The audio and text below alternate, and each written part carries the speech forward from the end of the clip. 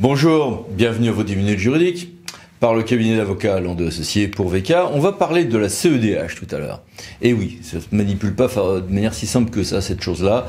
Mais tout de suite, les brèves de la semaine, avec pour les élus une grande nouvelle, c'est que est enfin sortie la loi, on en avait parlé avec la sénatrice Gatel il y a peu, ensemble dans cette 110 minutes juridiques, sur la protection des maires et des élus locaux, avec notamment l'octroi automatique de la protection fonctionnelle quand on est en défense, et quelques autres mesures. Pour les agents, en cas d'abandon de poste, la signification par huissier de la lettre de mise en demeure de reprendre son poste produit ses effets même en l'absence de l'agent de son domicile. Et puis on a un décret sur l'organisation de la formation des agents de l'État recrutés par voie de l'IRA, Institut régionaux d'administration, des IRA. Et puis une décision du Conseil constitutionnel qui valide en l'espèce le versement d'un complément de traitement indiciaire à certains agents publics. Il y avait un débat sur le point de savoir s'il n'y avait pas une inégalité de traitement notamment. Censure par le Conseil constitutionnel du fait que certains EPCI à fiscalité propre se retrouvaient à avoir le maintien de leur contribution au redressement des finances publiques, donc une ponction sur la DGF, dans certaines conditions. Alors même qu'entre-temps, leur périmètre avait pu changer, la population. Sauf qu'en réalité, ça ne jouera que sur les contentieux en cours puisque le système a été changé depuis. Et finance toujours, vous le savez, il y a l'importance du fonds vert, il y a eu le petit coup de rabot de 10 milliards qui a touché également le fonds vert. Et il faut s'adapter aussi à la loi de finances. D'où une nouvelle circulaire pour la partie, cette fois-ci, paysage, eau et biodiversité. Environnement toujours, vous savez qu'il y a un marché des droits des émissions à gaz à effet de serre. Si une entreprise reprend une installation classée pour la protection de l'environnement, oui d'accord, et que lors de la liquidation, on dit « les dettes sur les gaz à effet de serre, je les reprends pas ». Normalement, après, c'est entériné par un juge et on applique le droit, le jugement de liquidation. Eh ben non, parce qu'en même temps, il y a des règles dans le Code de l'environnement qui, elles, prévoient que c'est repris et que quand il y a une succession d'exploitants d'une installation classée, on reprend ce qui relevait de l'ancien. Et c'est ça que le TA d'Orléans vient de faire prévaloir. Et puis, un peu agacé par les tentatives de reporter l'échéance de 2026 pour l'intercommunalisation de l'eau et de l'assainissement, Intercomité de France, c'est l'ex-ADCF, a fait un dossier de presse qui est un plaidoyer contre cet éventuel report demandé par le Sénat, refusé par le gouvernement et l'Assemblée, pour l'instant. Et ils ont fondé leur démarche aussi par le fait que les points noirs en termes de fuite, c'est beaucoup des tout petits services municipaux en régie et avec une carte de fait assez parlante. Une directive a été adoptée par l'Union européenne sur les déchets issus de panneaux photovoltaïques. C'est la conséquence d'une censure du droit européen par la Cour de justice de l'Union européenne. Et puis le Conseil d'État a rendu une décision intéressante en droit, assez importante aussi, sur l'application ou non du principe de précaution pour un certain nombre de produits phytosanitaires qui sont autorisés ailleurs dans l'Union européenne, qui ne l'étaient pas en France au nom du principe de précaution, au motif notamment que peut-être les exploitants agricoles allaient mal l'utiliser, ce qui a été censuré par le Conseil d'État. Environnement toujours. Le juge peut-il simultanément, il peut faire un sursis à statut le temps qu'on régularise un vice, en environnement comme en urbain. Il peut aussi limiter les effets de l'inondation. Est-ce qu'il peut combiner les deux? Réponse non. Et puis 2 décrets sur la géothermie. Je me suis amusé à vous mettre un dessin, regardez là-haut, sur la géothermie vue par l'intelligence artificielle, c'est assez marrant. Sur les biens maintenant, 2 décisions du Conseil d'État intéressantes sur quel juge fait quoi quand j'ai des biens vacants et sans maître et qu'il faut peut-être indemniser quelqu'un qui se prétend propriétaire. Et puis, les locaux d'une personne publique mis à la disposition d'un comité des offres sociales ou équivalent sont bien exonérés de taxes foncières, nous dit le Conseil d'État. Et bien toujours, et enfin, en matière d'exécution forcée d'un jugement d'expulsion, il n'y a que rarement une voie de fait qui sera constituée, qui justifiera le passage sinon au juge judiciaire, même s'il y a des destructions de biens meubles, ce qui est une évolution. Locaux, mais aussi laïcité, vous savez que depuis une série de décisions de 2011 et 2019, le Conseil d'État avait admis que des locaux communaux, dans certains cas, puissent être confiés à des associations, même pour des usages ponctuels, cultuels. Alors, je ne parle pas de l'Alsace-Moselle où il y a un régime à part, mais même dans la France de l'intérieur, c'est le cas.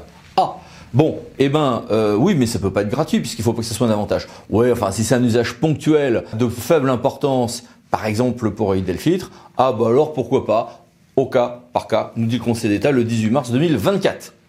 Et puis, laïcité toujours, le Sénat a dressé un constat extrêmement sévère de la loi dite séparatisme en disant que ça avait plutôt cassé ce qui marchait bien et pas résolu ce qui marchait mal. Donc il formule 16 propositions, d'ailleurs un peu choc. Et puis on a évidemment le décret de convocation aux élections européennes, à l'élection européenne, que voici avec un calendrier particulier, avec comme conséquence notamment qu'on ne saura qu'assez tardivement le nombre de panneaux à prévoir en face des mairies, ce qui n'est pas un petit détail. En matière d'urbanisme, la Cour de cassation a rendu une décision très intéressante sur les infractions aux dispositions du PLU qui peuvent donner lieu à mise en conformité des lieux et des ouvrages. Et puis le Conseil d'État a été de nouveau assez coulant sur la possibilité de régulariser des autorisations d'urbanisme en cours d'instance. Ensuite, il n'a pas été coulant en revanche pour les permis obtenus par fraude. Là, non, on ne va pas de régulariser quand c'est obtenu par fraude. Et puis les mini-brèves, que voici. Et que voilà. Mais passons à notre grand dossier, recours devant la CEDH, Cour européenne des droits de l'homme, mode d'emploi. La CEDH, qui ne dépend pas de l'Union européenne, ça dépend du Conseil de l'Europe. Bon, ça siège à Strasbourg. C'est une instance très importante et qui a aujourd'hui, par sa régulation, a beaucoup d'impact dans notre droit interne. Sauf que, on l'a bien vu à de nombreuses reprises ces temps derniers, il y a beaucoup de saisines de la CEDH qui aboutissent à des irrecevabilités, et parce qu'il faut bien savoir comment ça fonctionne, et ce, dès que l'on est au stade de la requête. Comme vous le savez, la Cour européenne des droits de l'homme, qui va appliquer donc la convention du même nom, ne se saisit que quand on a épuisé les voies de toutes les voies de droit internes, et sauf sous une espèce de référé un peu particulier qui ne s'applique que rarement. Pour tout ceci, j'ai voulu poser des questions à Nicolas Hervieux, qui, en tant que collaborateur d'un cabinet d'avocats au Conseil d'État et de quelques autres cabinets, en fait vraiment beaucoup et c'en est fait une de ses spécialités. Donc, bonjour monsieur. Bonjour. Ah bah, on attaque tout de suite. Vous travaillez donc beaucoup, je l'ai dit, sur des recours devant la CEDH, donc après épuisement des voies de droit interne, bien sûr. C'est un art très particulier que de s'y adonner. Quel conseil avez-vous à donner à ceux qui nous regardent ? Alors, les premiers conseils, c'est d'abord de bien réfléchir avant de tenter sa chance devant la Cour de Strasbourg, parce que toutes les affaires ne s'y prêtent pas.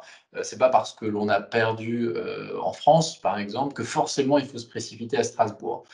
Il faut d'abord avoir à l'esprit que seules les affaires qui soulèvent des enjeux touchant à la Convention européenne des droits de l'homme, aux droits et libertés garantis par la Convention, peuvent justifier qu'on saisit la Cour européenne des droits de l'homme. Alors ça va peut-être sans dire, mais ça va beaucoup mieux en le disant. Ça fait écho bien sûr aux critères d'épuisement des voies de recours internes, puisque l'épuisement des voies de recours internes, c'est pas uniquement gravir tous les échelons internes de la première instance jusqu'à la cassation, mais c'est aussi soulever un argument conventionnel explicitement, c'est beaucoup mieux, ou en substance. Donc le premier conseil essentiel, c'est inutile de se précipiter à Strasbourg si ça n'en vaut pas la peine parce que le dossier ne le mérite pas. S'il le mérite, ou si l'on pense qu'il le mérite, le principal conseil à donner pour saisir la Cour européenne, c'est de lire ce que dit la Cour européenne sur son site. C'est quelque chose d'assez basique, mais il faut savoir que la Cour européenne a une très grande capacité à présenter la façon dont les requêtes doivent être initiées, avec des documents très complets, et pour cause, puisque essentiellement depuis 2014, ils ont un formalisme très, très, très strict pour l'introduction des requêtes, avec un document assez infâme à remplir, il faut le savoir, le formulaire de 13 pages de saisine de la Cour européenne. Et il faut être extrêmement attentif dans la rédaction même de cette requête, surtout pour les avocats, puisque le droit à l'erreur est encore moins toléré pour les avocats que pour de simples requérants non représentés. Il faut absolument remplir toutes les cases correctement, fournir tous les documents. C'est essentiel parce que si vous envoyez une requête qui n'est pas complète, qui ne comporte pas tous les éléments requis, vous n'allez pas interrompre le délai de 4 mois pour saisir la Cour.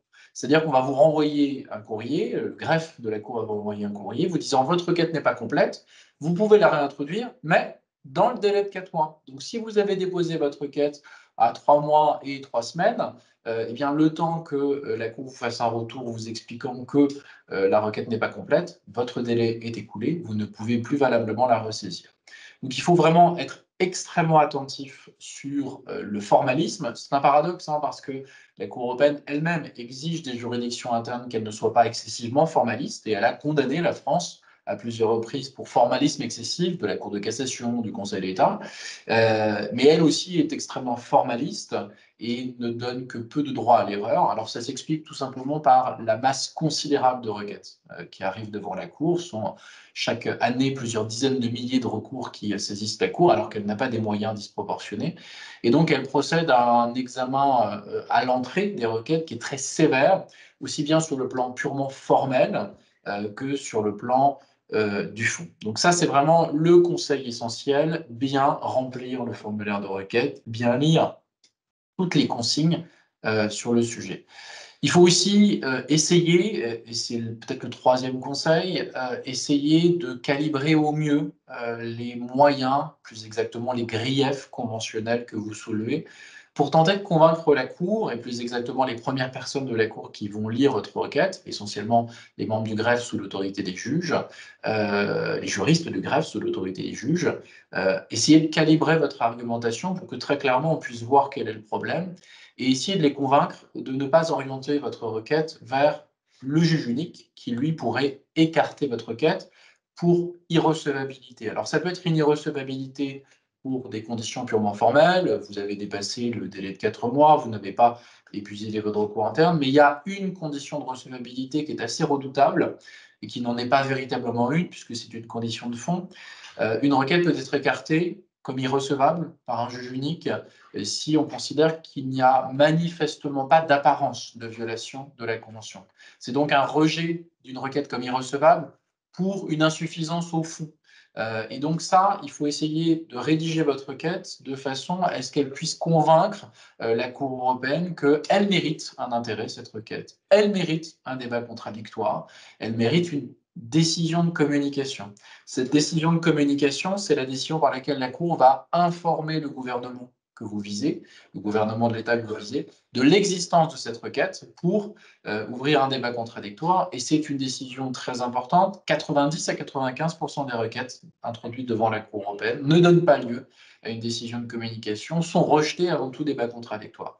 Donc c'est vraiment le troisième conseil. Faites en sorte d'être le plus clair possible, le plus percutant possible, pour soulever les griefs qui permettent de convaincre la Cour que votre affaire présente un intérêt, que ce soit parce que il y a véritablement une violation de la Convention et ou parce que la question que vous posez est relativement inédite, suffisante pour justifier un débat contradictoire plein et entier. Et bien évidemment, on ne se précipite pas pour user de l'étrange sorte de référé, la demande dite de mesure provisoire, parce que cette voie d'accès est très fermée. Absolument. Le recours visant à saisir la Cour européenne n'est pas suspensif et prend plusieurs années. Alors bien sûr, on peut espérer obtenir une décision plus rapidement de la part de la Cour en utilisant les mesures provisoires. Alors la demande de mesures provisoires est régie par l'article 39 du règlement de la Cour européenne, mais à manier avec beaucoup de précautions. Au demeurant, c'est comme en droit interne, on ne fait pas des référés uniquement parce qu'on est frustré de ne pas avoir une décision rapide du juge, on fait un référé parce qu'on rentre dans les conditions exactes qui sont prévues. C'est la même chose pour les mesures provisoires devant la Cour européenne. On ne peut saisir la Cour européenne d'une demande de mesure provisoire que si l'on estime que notre affaire soulève un risque grave de violation de droits extrêmement importants que sont pour l'essentiel les droits à la vie ou à l'intégrité physique, et que si jamais la Cour n'intervient pas assez rapidement, eh bien, la violation grave de ces droits importants deviendra irrémédiable. L'exemple typique, le noyau dur des mesures provisoires, ce sont bien sûr les mesures d'éloignement, d'expulsion ou d'extradition du territoire qui exposerait la personne renvoyée vers un État tiers à des risques pour sa vie ou pour son intégrité physique. Et évidemment, quand vous êtes mort ou quand vous avez été torturé, eh bien, le fait que 3 ans plus tard, la Cour européenne dise qu'effectivement c'est en violation de la Convention européenne que vous avez été éloigné, ça vous fera une belle jambe. Donc la mesure provisoire est utile dans ce cas précis, mais il ne faut pas du tout envisager que d'autres perspectives, d'autres champs soient prioritaires pour ce type de démarche. Vous ne pouvez pas saisir la Cour européenne une demande de mesure provisoire si vous estimez que c'est à tort qu'on vous a dépossédé de votre bien et que c'est un scandale au titre de l'article 1er du protocole 1er. Il y a finalement que très peu d'hypothèses où les mesures provisoires peuvent avoir un sens. Ça ne veut pas dire qu'il faut s'auto-restreindre, s'auto-limiter. Il peut y avoir des cas touchant à la vie privée et à la vie familiale qui justifient cette demande, mais là aussi, l'utiliser avec beaucoup de discernement, ce n'est pas la panacée pour obtenir un retour rapide de la Cour européenne, sachant que, et c'est non pas un conseil mais un constat, il faut bien avoir à l'esprit que les délais de traitement de la Cour européenne des droits de l'homme, eux aussi ne respectent pas forcément les exigences de l'article 6 sur le délai raisonnable de jugement. Ça prend plusieurs années. Il faut s'armer de patience et d'une certaine abnégation pour obtenir enfin une réponse de la Cour européenne, au surplus quand on attend une condamnation de l'État que l'on a visé. Autre point, certaines collectivités publiques croient pouvoir en droit interne soulever des arguments tirés de la CEDH et ensuite pouvoir aller devant la CEDH. Sauf que ce n'est que dans des cas très très rares qu'on peut le faire. Un mot à ce sujet ? Absolument, il faut bien avoir à l'esprit que l'article 34 de la Convention européenne prévoit que peuvent saisir la Cour européenne toutes les personnes qui se prétendent victimes d'une violation, mais ces personnes peuvent être des personnes physiques comme des personnes morales à condition qu'elles soient des organisations non gouvernementales, c'est-à-dire que des personnes morales de droit public, communes, départements, régions, l'État lui-même, bien sûr, ne peut pas saisir la Cour européenne des droits de l'homme d'un recours. Seules des personnes morales de droit public qui auraient suffisamment d'indépendance à l'égard de l'État peuvent potentiellement envisager cette saisine. Un exemple assez frappant, une affaire de 2004, Radio France contre France, eh bien, la Cour européenne a estimé que la personne morale Radio France, compte tenu de son indépendance, de son statut, peut être regardée comme une organisation non gouvernementale au sens exact de l'article 34. Mais en tout état de cause, comme on l'entend parfois, sans doute dans la bouche d'édiles un peu en colère face à des décisions qu'ils ont pu subir au plan interne, non, un département ne peut pas saisir la Cour européenne des droits de l'homme contre la France, et même un État étranger ne peut pas saisir la Cour européenne des droits de l'homme contre un autre État en dehors des requêtes interétatiques de l'article 33. Par exemple, un État extérieur au Conseil de l'Europe, ça a été jugé récemment de façon claire, ne peut pas engager une requête contre un autre État, membre, lui, de la Convention européenne des droits de l'homme. Et allez, une petite question en passant. Quel est votre record en nombre de violations reconnues par la CEDH, reconnues par cette Cour ? Notre record de violations en une seule affaire, pas moins de 7 violations de la Convention européenne des droits de l'homme par la France, c'est l'affaire Moustaï contre France. Bien, merci beaucoup, au revoir. Au revoir, merci à vous. Et merci à vous. À bientôt pour une nouvelle vidéo, les 10 minutes juridiques, parlant d'associés pour VK. Allez, pensez à vous abonner, c'est par ici. Merci, au revoir.